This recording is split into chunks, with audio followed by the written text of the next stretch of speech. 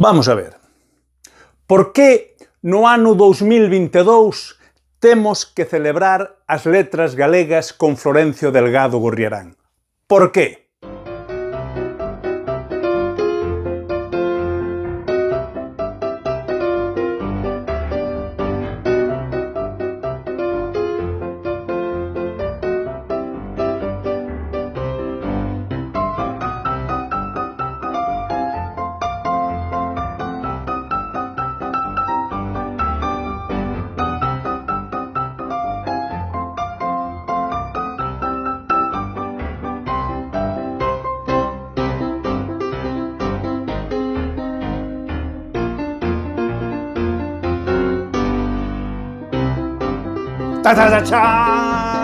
Mirade aquí.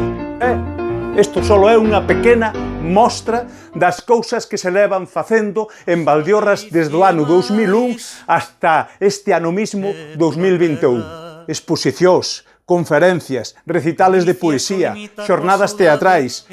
Desde o ano 2001 creáronse grupos de teatro, creáronse premios literarios, un mundo de actividade cultural a partir de Florencio Delgado Gurriarán.